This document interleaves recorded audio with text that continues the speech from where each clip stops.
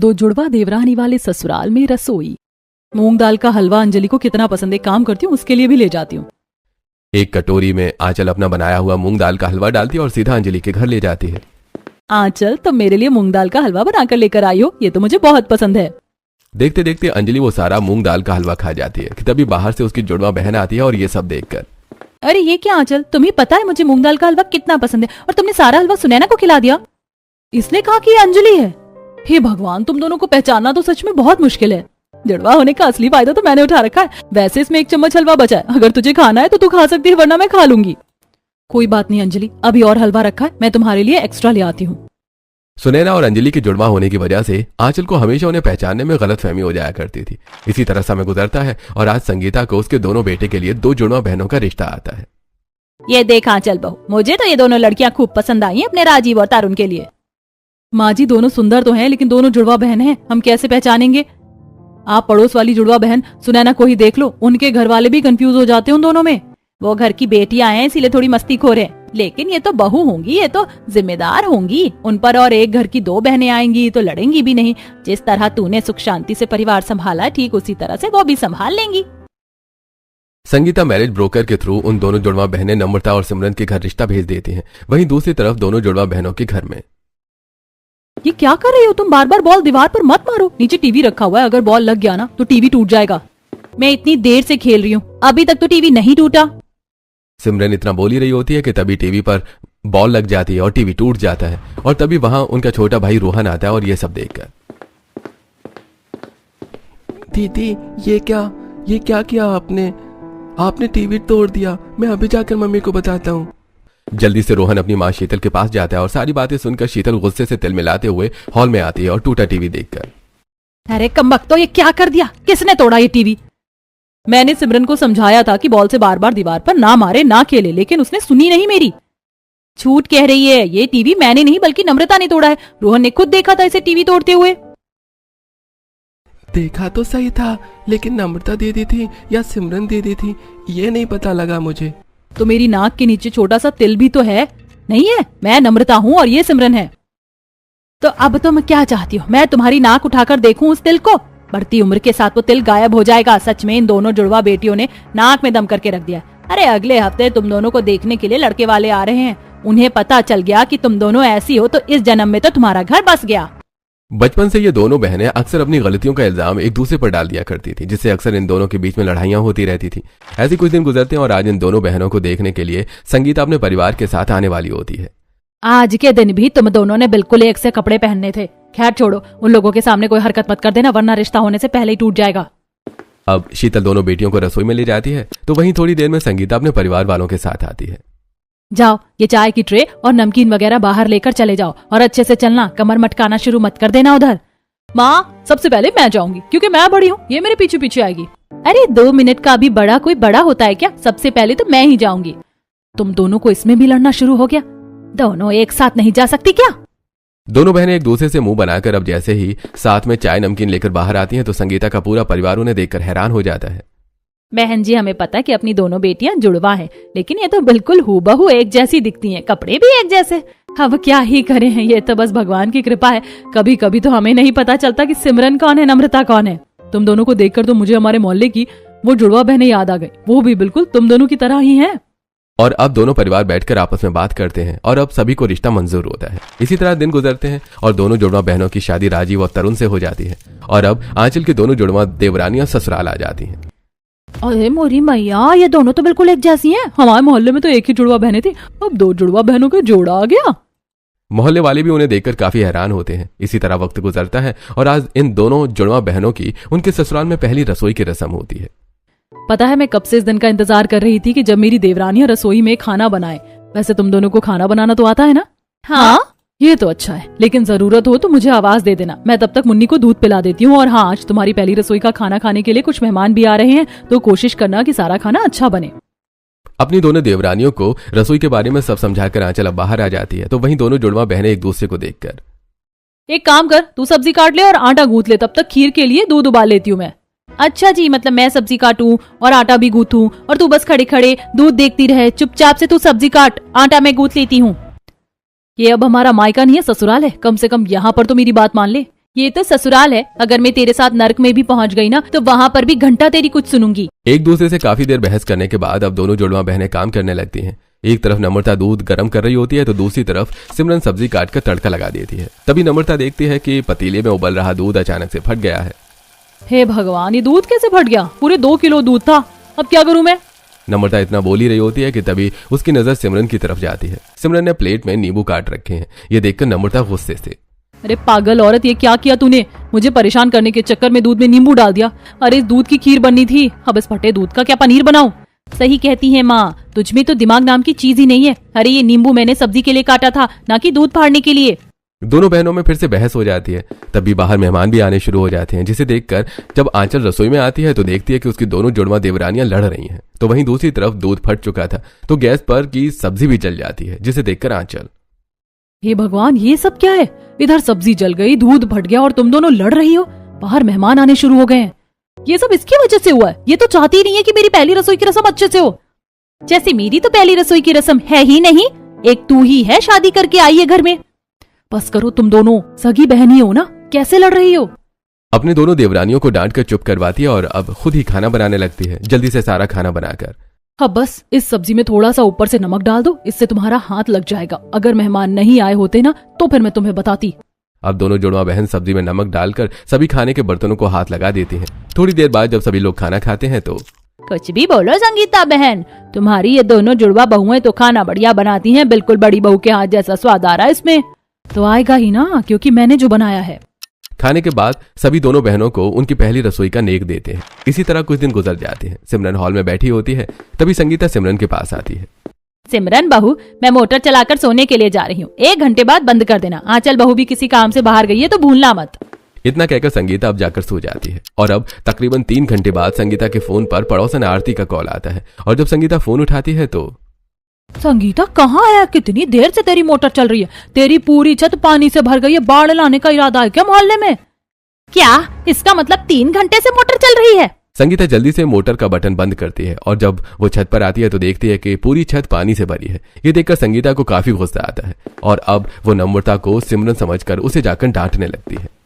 मैंने कहा था ना कि 1 घंटे में मोटर बंद कर देना, पूरी छत पानी से भर दी। अरे कहाँ ध्यान था तेरा? मोटर फुकवानी थी क्या? माँ जी, आपने मुझे कब कहा मोटर बंद करने के लिए? जरूर सिमरन होगी, वैसे ही वो भुलक्कड़ है। हे भगवान, इन जुड़वाओं के चक्कर में कहीं मैं पागल ना हो जाऊं।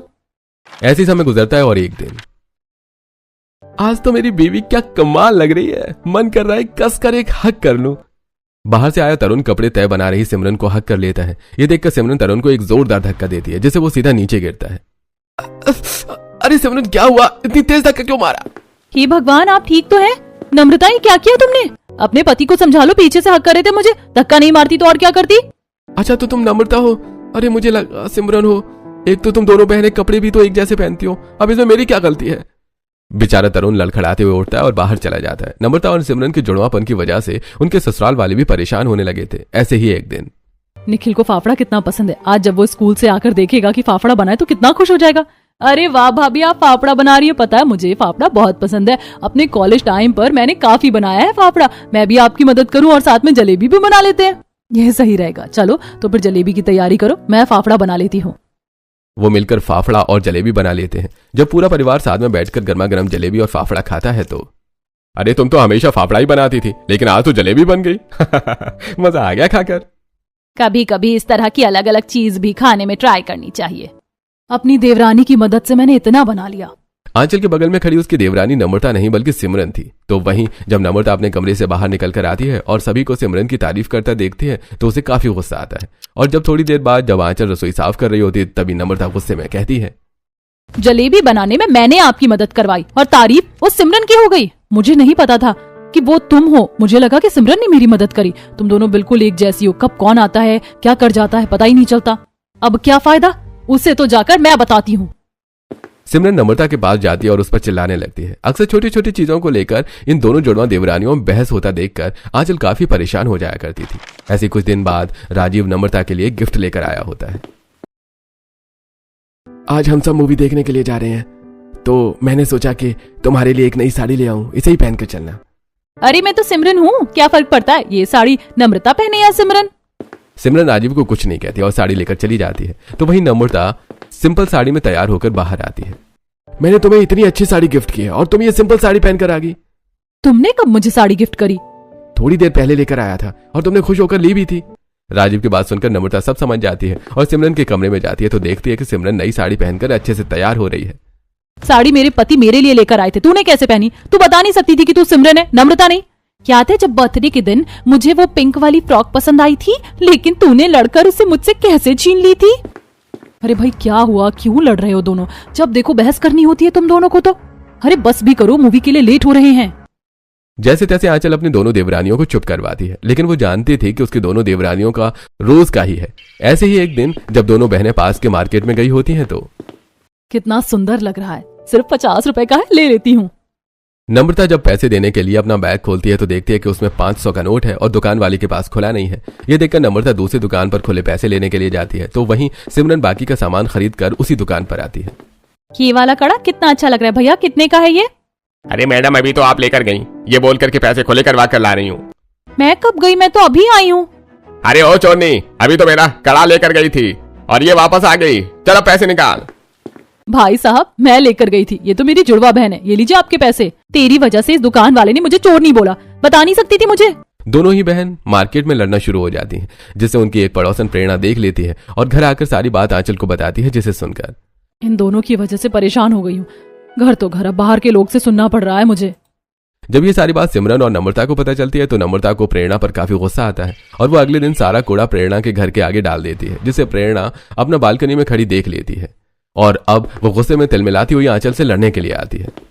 तुम्हारी देवरानी ने सारा कचरा मेरे आंगन में डाल दिया, वो मेरा घर है, कोई कूड़ादान नहीं। पर डाला किसने? दोनों की शक्ल भी तो एक जैसी है, इनके तो कपड़े भी एक जैसे हैं। मैं तो कह रही हूँ दोनों को सुनाओ। आंचल अब काफी परेशान हो चुकी थी। जहां उसने सोचा था कि उसकी दोनों देवरानियों के आने के बाद उसका काम हल्का होगा, लेकिन उसका उल्टा ही है। ऐसे ही एक दिन, आज तो संडे है ना, तो क्यों ना हम लोग बाहर से कुछ खाना मंगवाएं? मुझे काफी अच्छा रेस्टोरेंट भी पता है, हम वहां से खाना मंगवाते हैं। संडे का दिन होने की वजह से नम्रता बाहर से खाना ऑर्डर कर देती है, लेकिन जब वो सब खाना खाने के लिए बैठते हैं तो देखते हैं कि वो खाना खराब है। सारा बासी खाना उठाकर दे दिया है। तुम दोनों में से किसने मंगवाया ये खाना? इसने ही मंगवाया है, मैंने मना किया था उस रेस्टोरेंट से मंगवाने के लिए। मैंने नहीं मंगवाया, इसने मंगवाया है। मम्मी मैं तो कंफ्यूज हो गई हूँ कि किसने मंगवाया है। आंचल भाभी एक काम करो, आप ही कुछ बनाकर ले आओ। आंचल गुस्से में उठती है और किचन में जाकर खाना बनाने लगती है। इन दोनों ने तो सच में जीना हराम कर दिया। मन तो करता है कभी कभी इन दोनों को उठाकर घर से बाहर फेंक दूं। अब ऐसे ही कुछ दिन और गुजर जाते हैं। सुबह का वक्त होता है। ऑफिस जाने की जल्दी में नम्रता को सिमरन समझकर तरुण उसे अपना शर्ट प्रेस करने के लिए बोल देता है और जब यह बात सिमरन को पता चलती है तो क्यों गुस्सा हो रही हो? मुझे लगा वो तुम हो। मैं कैसे पहचानता कि कौन सिमरन है और कौन नम्रता? इसमें मेरी क्या गलती है? तुम्हारी ही गलती है, मुझसे बात मत करो। तरुण सिमरन को मनाता रह जाता है, लेकिन वो तरुण की एक नहीं सुनती और ऐसे ही अब कुछ दिन और गुजर जाते हैं। संगीता आज अपनी दोनों छोटी बहू को लेकर पड़ोस में रहने वाली जुड़वा बहनें अंजलि और सुनैना के घर जाती है। अरे संगीता आंटी आप, और आज तो सिमरन और नम्रता भी आई हैं। ऐसे ही आ गए, सोचा तुमसे आकर मिलने। वैसे पता है तुम्हें, नम्रता और सिमरन ये काफी अच्छे कपड़े सिलती हैं। तुम कोई भी डिजाइन बता दो, वैसे डिजाइन में सिल देती हैं। अरे आंटी वो तो अंजलि करती है, मैं तो सुनैना हूँ। मेरी बहन जितना टैलेंटेड कोई नहीं है दुनिया में। हमेशा ही दोनों बहनें एक दूसरे की तारीफें करती रहती है, लड़ाई झगड़ा तो इनमें नाम का भी नहीं है।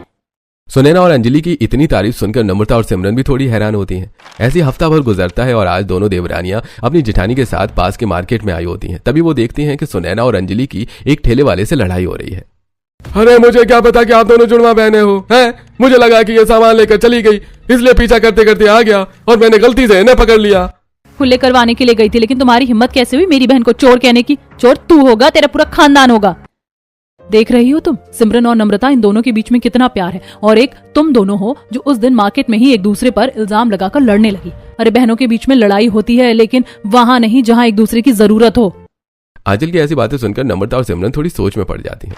ऐसी समय गुजरता है और आज आंचल अपनी जुड़वा पड़ोसन से मिलने जाती है तो देखती है कि उसमें से एक बहन का पैर टूट गया है। ये देखकर आंचल को काफी बुरा लगता है और जब वो घर आकर ये सारी बात सिमरन नम्रता को बताती है तो मुझे तो काफी बुरा लगा अंजलि के लिए। पता है सुनैना कितना रो रही है, वो तो उसके पास से हिल ही नहीं रही है। नम्रता हमें भी चलकर देखना चाहिए। सिमरन और नम्रता जब उन दोनों जुड़वा बहनों के घर जाती हैं तो देखती हैं कि कैसे सुनैना अपनी बहन का ख्याल रख रही है। अंजलि का पेट टूटा कैसे? स्कूटी बाइक से गिर गई थी क्या? नहीं, बस सीढ़ियों से उतरते वक्त अचानक से पैर फिसल गया और मैं गिर गई। बस हड्डी में थोड़ा क्रैक आया है, कुछ हफ्तों में ठीक हो जाऊंगी मैं। अब दवाई खा ले और थोड़ी देर आराम कर ले, डॉक्टर ने बेड रेस्ट के लिए बोला है। दोनों बहनों के बीच में इतना प्यार देखकर सिमरन और नम्रता को काफी अच्छा लगता है। तो वहीं ऐसे ही शाम हो जाती है। सिमरन गरम तेल की कढ़ाई किचन प्लेटफॉर्म पर रख रही सब्जी काट रही होती है कि तभी नम्रता गलती से आकर उस कढ़ाई को छू लेती है, जिससे उसकी उंगलियां जल जाती हैं। पूछ तो लेती कि कढ़ाई में तेल है तो कढ़ाई ठंडी है गर्म है। जला ली ना उंगलियां, यहीं रुक, मैं आलू घिस कर लाती हूँ। सिमरन आलू लाती है और नम्रता की उंगली पर लगाने लगती है। जलन हो रही है ना, एक काम कर, तू जाकर आराम कर ले, सारा खाना मैं बना लूंगी। नम्रता को कमरे में भेजकर सिमरन अब सारा खाना खुद अकेले ही बना लेती है। तो वहीं जब 1-2 दिन में नम्रता का हाथ ठीक हो जाता है तो आज दोनों बहनें मिलकर साथ में ढेर सारे पकवान बनाती हैं। आज का खाना तो काफी लजीज बना है, मजा आ गया खाकर। अरे मुझे तो सबसे बढ़िया ये कचौड़ी लगी। कचौरी तो नम्रता ने बनाई है, वो बहुत अच्छी कचौरी बनाती है, उसे 7 से 8 तरह की कचौरी बनाने आती है। और ये जो मलाई कोफ्ता है ना, ये सिमरन ने बनाया। पनीर की सब्जी तो ये शेफ से भी बेहतर बना लेती है। ये क्या देख रही हूँ मैं, जहाँ कल तक ये दोनों एक दूसरे के काम का क्रेडिट छीनने में लगी रहती थी और आज एक दूसरे की तारीफ कर रही हैं। हैरान तो मैं भी हो रही हूँ, पता नहीं ये कौन सा अजूबा हुआ है, लेकिन अच्छा है ना, कम से कम अब दोनों की किचकिच तो नहीं सुननी पड़ेगी। खाना बनाने के बाद दोनों बहनें मिलकर किचन में साफ करती हैं, जिसे देखकर आंचल को काफी अच्छा लगता है। और अब उस दिन के बाद से दोनों बहनों की लड़ाइयां तो खत्म नहीं होती, जहां उन्हें एक दूसरे को समझना चाहिए वो वहां समझती हैं। तो वहीं अब अपनी जेठानी के साथ घर के कामकाज भी करवाती हैं, जिससे किसी को कोई परेशानी ना हो। लेकिन आंचल काफी ज्यादा खुश थी।